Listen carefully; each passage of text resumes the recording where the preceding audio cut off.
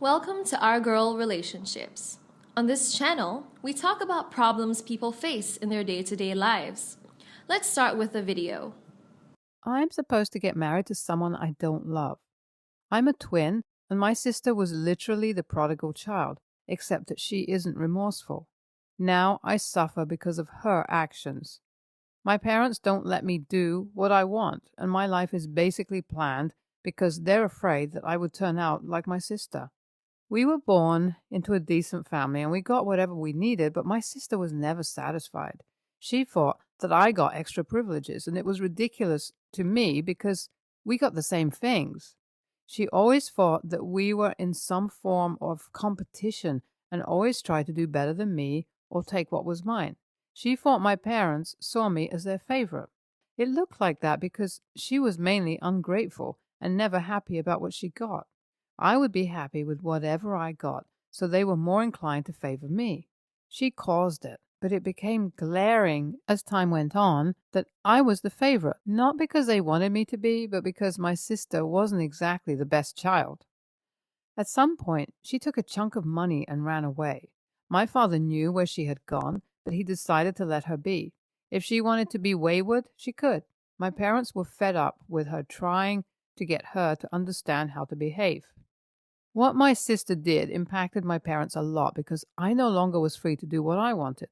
They thought they gave us too much liberty, which was why my sister turned out the way she is. The day my sister left was the last time I got what I wanted. At first, I thought I had to behave properly and do what my parents wanted because they were hurting because of my sister. I was basically the sacrifice and didn't know how to get out of it. My friends, the places I could go, and even my university course was picked by my parents.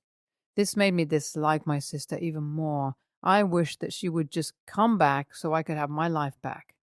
There were things I liked to do that I wasn't allowed to do anymore. It was so unfair that I suffered for my sister's mistakes. My parents introduced me to someone they thought I should marry, and I just went with the flow. We didn't click in a romantic way, though. We could pass as friends.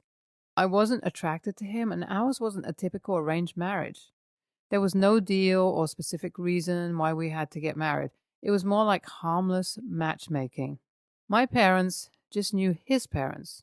He also was attracted to me, and my parents thought that he would be good for me. I didn't know how to say no to my parents because for so many years I had done what they wanted, so it was just easier to go with it. I wasn't happy at all, but my wedding day was getting closer and closer. We were going to have a court wedding because I didn't want any ceremony. I wasn't exactly excited to be getting married anyways. We had just planned a little reception afterward for our families and closest friends. I wasn't proud that I couldn't stand up for what I wanted, so I'd rather not announce my wedding to the world by having a grand ceremony. I was running a little late to get to the court, but I spotted my twin sister with my husband when I did. She had taken my place and was getting married to my fiancé. She most likely thought that she would be hurting me by doing that. Little did she know that she had just saved me from myself and my need to not disappoint my parents. I was super happy to not be getting married. No one expected her to be at my wedding, so they probably didn't suspect anything at all. I stayed hidden until after everything was done to make sure that it was legal and then attended the reception. Everyone was beyond shocked. When my parents saw me, they realized what had happened. They are my parents, so if anyone couldn't figure it out, they would. Before they could say anything, I asked for permission to speak. I thanked my sister for showing me that I really didn't want to get married, and I shouldn't just because I wanted to please my parents. I apologized to my fiancé for bringing him into the drama and said that I didn't want to marry him, not because he wasn't lovely, but because I wasn't in love with him. You should have seen the disappointment on my sister's face. She thought that she was ruining the happiest day of my life, and she felt humiliated. My parents expressed their utter disappointment. They couldn't believe that she would do a thing like that. It was a serious thing, and she could go to jail for impersonating me. My fiancé and his family were going to call the police. I didn't let that happen because I wouldn't be a free woman if she didn't. It was chaotic, but the best thing to happen to me. My mom asked why I wasn't open about how I felt about the marriage because they didn't know they were forcing me to do what I didn't want. I told them that they had basically controlled my life since my sister disappointed them, and they made me feel like I was being punished because of her. I didn't think that they would let me be if I told them I didn't want to get married. I was so sorry to have let on my fiancé. I felt horrible for doing that, mainly because he wasn't forced. He was genuinely attracted to me.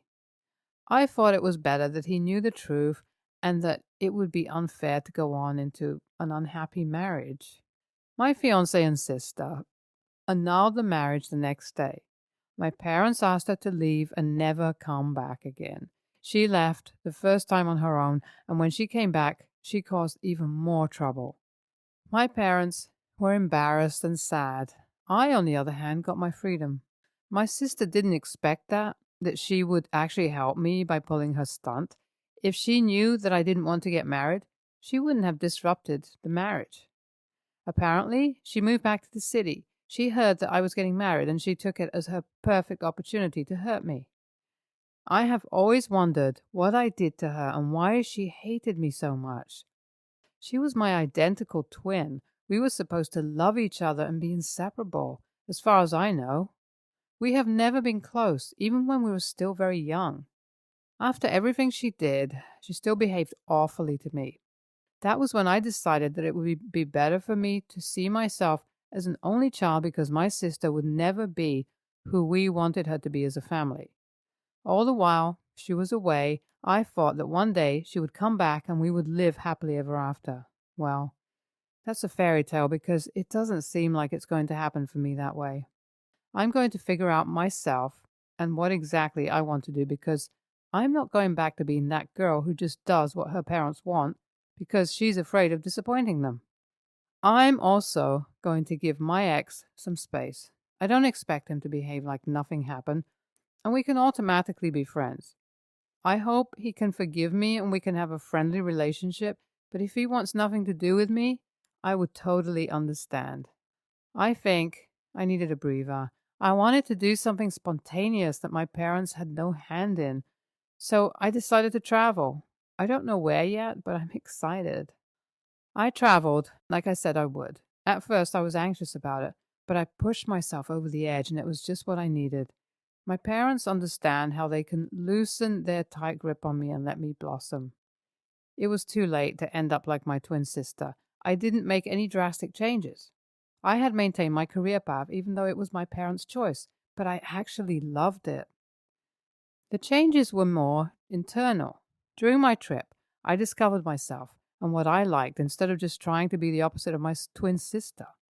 I didn't realize that I felt so pressured to always do the right thing and say the right things that I didn't speak my mind even when I didn't agree with something.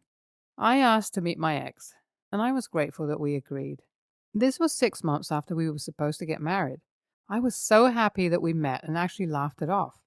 In the 6 months that I was away, I always had at the back of my mind that I had hurt someone, and I really wanted to make amends if he would let me. Apart from him being my fiancé, we were actually friends, so I was glad to have my friend back, even though I wasn't going to marry him. He was ready to get married, so he would go back into the dating scene. I really hope that he finds someone who loves him for the incredible person that he is. I, on the other hand, wanted to wait. I was in no rush because I wanted to enjoy my own space for a while and explore my newfound freedom. I don't hate my sister because this time she actually helped me even if it was not intentional, but my parents want nothing to do with her. And I have tried to reach her, but she doesn't want to speak to me either. I can live my life without her because that is what I have always done. NTA, your sister played herself. And I think what she did was needed so that you could escape. Your fiancé, though, I feel for him. NTA, why do I feel like your sister knew you didn't want to be married and deliberately took your place to stop you? I have a very active mind, so it may just be in my head. You should get to talk to her to make sure. Next story. Some quick background knowledge. My mom died. when I was 8 years old, and upon her passing, my dad and I discovered that she was much wealthier than we thought. She set up an education fund with enough money to put me through college and grad school and attend a private school. I attended a private school I had a partial scholarship to, and then went to college on a full scholarship, and I worked insanely hard for. I went to grad school on no scholarship, so I dipped into a bit of the education money. However, after all of that, I still had quite a bit of money left over, so I planned to use it for any kids I had in the future. And now the present. My biological daughter, Anna, 17, has attended a private high school and recently got into a good college on a partial scholarship. She wants to go to medical school. Between the three of those, if she can get a partial scholarship to medical school, I would be happy to help her out significantly. So she would be in a very little debt. I recognize how insanely privileged we are to have this opportunity, and both my daughter and I are super happy to have it. I have a stepson, Jake, 18, who is also going to college this fall. He didn't go to the same high school as Anna because he didn't get in, so he went to the local public school. He's still an excellent athlete and student, and that landed him a partial scholarship at his top choice college. Obviously, I was super elated and super proud of both my children. Here's where the issue comes in. My husband and I, who've been married for 3 years now, came up with a plan for parenting, financing, and all that stuff. We plan to keep most of the money separate when it comes to the kids. Obviously, we'd both contribute to buying them presents and stuff, but we left cars, college, etc. up to the other one, and it's worked out pretty well. Both Anna and Jake have cars that they half paid for, and we matched whatever they saved. I matched for Anna, and my husband matched for Jake. So, for college, it was obviously decided my husband had Jake's stuff under control, and I'd be dealing with Anna's. However, my husband finds it very unfair that Anna will be in no debt, while Jake will be in debt, since I'm covering Anna's college costs, but not Jake's. My husband says it's unfair that Anna will have an easier life than Jake, and calls both of us spoiled and entitled children for not sharing the money.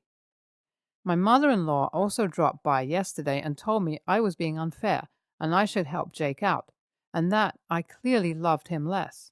I explained to both of them that this was the agreement my husband agreed to, and he only has a problem because Anna will end up doing better now. Mother-in-law and husband are both giving me and Anna the silent treatment. AITA? Jake's mother is out of the picture. She left years ago, and neither Jake nor my husband is in contact with her or knows where she is, as far as I'm aware at least. Anna's father died soon after she was born. NTA, the two of you had an agreement which had no problem until now. What does Jake think about this situation? It sounds like your husband is just unhappy that his biological son isn't doing as well as your biological daughter. I think Jake wishes he had the money, but he's not blowing it out of proportion and is currently asking his grandmother and dad to drop it. He's being very nice to both Anna and I, and it's his father who's dragging this out. Next story. My wife and I, 28-year-old male and 26-year-old female, have been married for over 2 years now. We both have promising careers, but neither of us are making a ton of money yet. We've been largely living paycheck to paycheck since we got together. We've been sleeping on a way too old mattress and box springs since we got married that she inherited from some family member, and we've both been complaining about it. My side in particular has had a bad spring which was constantly digging into my side or lower back. We've both been researching mattresses and have agreed that we need to buy something new and better as soon as we're able to. So anyway, a couple of weeks ago, I went back home to attend my cousin's wedding. My wife wasn't able to go because she couldn't get off work. When I got home, my wife told me to go look in the bedroom. When I went, I saw a new mattress on top of a new adjustable frame. It was wrapped in a red ribbon. My wife followed me in and said, "Ta-da!" When I asked her what was going on, she told me that she had been slowly socking away money from her paychecks to buy a new bed, and that she had gone ahead and bought a nice new hybrid mattress with an adjustable frame so that we could watch TV in bed together. She seemed really excited about it. I, however, wasn't happy. I told her that a mattress was a major purchase and that we should have decided on it together to make sure that it was something that we both liked. She said that she was really disappointed in my response and that she'd wanted to surprise me by saving up her own money and buying something nice that we needed, and that she thought I'd be happy with. She said that surely the new bed was better than the old and that I should just be grateful to be sleeping on something better since I didn't have to put any money in. But I think it was a major purchase and she should have talked to me first, even if she did use her own money. YTA, I did something like that in a very similar situation. I was so excited to see how happy my first husband would have been. The reaction was the same. That was the last time I did anything. My second husband and I just celebrated 17 years. In the beginning, many times women treat their partners how they want to be treated. In the end, they treat them how they are treated. YTA, just because it's a major purchase doesn't mean that you need to discuss it. Your wife made sure that it wouldn't impact your finances in the future by saving up for it and buying it in cash. You didn't seem to notice what she was socking away, so it wasn't impacting you or your family finances. Your wife did you both a solid. I can't tell you how to feel, so I can't say you should feel grateful, but your behavior is crappy and controlling, and you seem to want to be a victim. Don't do that. Since it's a fairly expensive purchase and it's something they'll both use, I think it's very normal and reasonable to want to discuss it.